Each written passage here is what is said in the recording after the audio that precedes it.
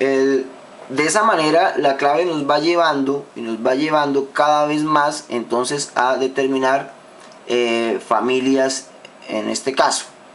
Entonces algunos individuos tienen la cabeza redonda, veíamos que era un carácter importante, entonces que tenga la cabeza redonda, y eso determinará otra familia, ¿sí? En este momento se me escapa, no está en la clave, pero para eso también llevamos un herpetólogo en la salida. El hecho es que de esa manera es que uno maneja las claves a nivel de campo. Dentro de lo que son los reptiles, pues, hombre, hay muchos caracteres que se tienen en cuenta para ellos. Por ejemplo, usted sabe que en los quelónidos, que son individuos anáxidos que ya veíamos, una de las características es que ellos no presentan escamas sino escudos, ¿sí? Son prácticamente muy primitivos.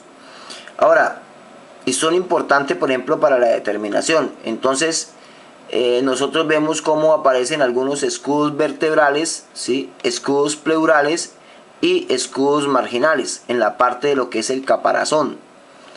Pero en el plastrón se presentan entonces, por ejemplo, estos de acá se llaman los escudos gulares.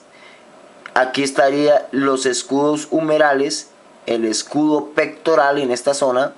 Esto sería el escudo, los escudos abdominales, ¿sí? El escudo femoral y esto sería el escudo anal.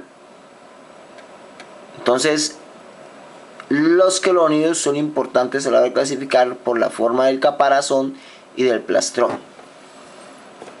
Miremos aquí, por ejemplo, un individuo del género Philodactylus, este que aparece aquí en la fotico.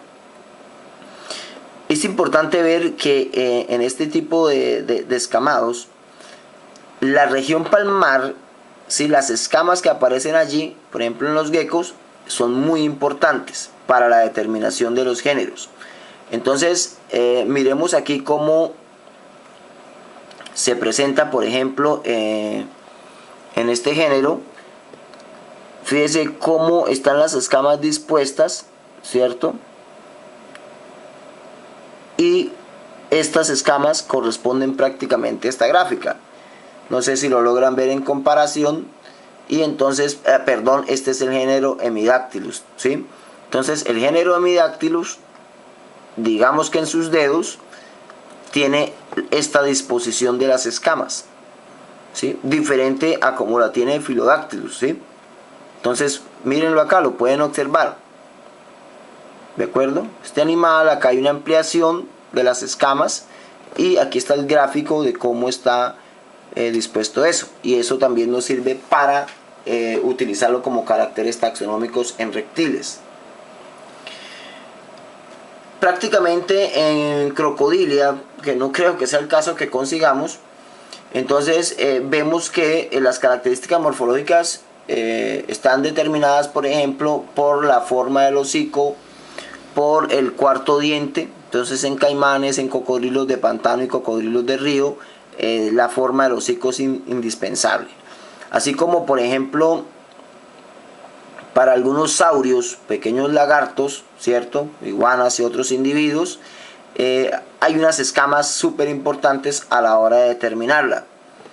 Entonces, por ejemplo, las escamas superciliares que se encuentran en esta región, la ven aquí en morado, las cantales, ¿cierto? Que están aquí cerca a lo que es la parte respiratoria.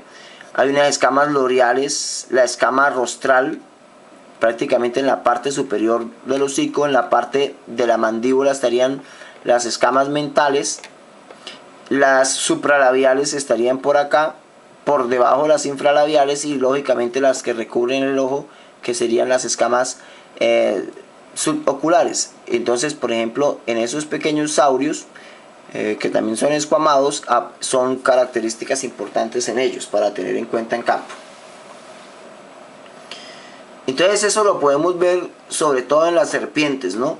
Entonces vemos como, por ejemplo, en una serpiente aparece una escama frontal muy desarrollada, que la podemos ver en esta foto acá, la escama frontal, ¿sí?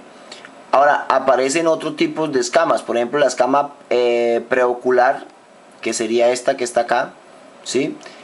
Y aquí atrás aparecen las escamas postoculares, todas importantísimas a la hora de determinar las familias o los grupos de especies.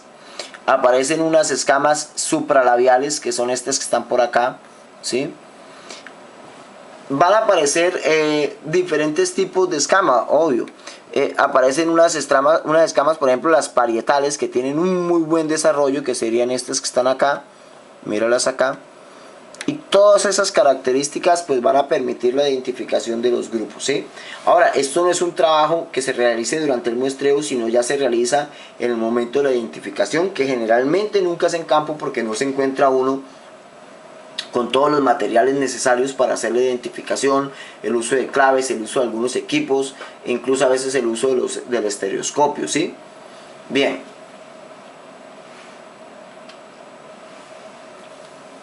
Hasta aquí todo lo que tiene que ver con lo que es los métodos de captura y observación directa de esos caracteres.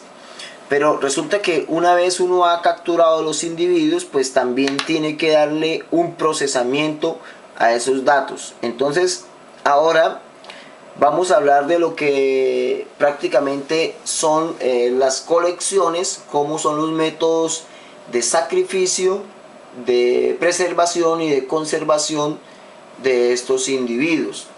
Entonces nos vamos a disponer a hablar de este tema en unos cuantos minutos.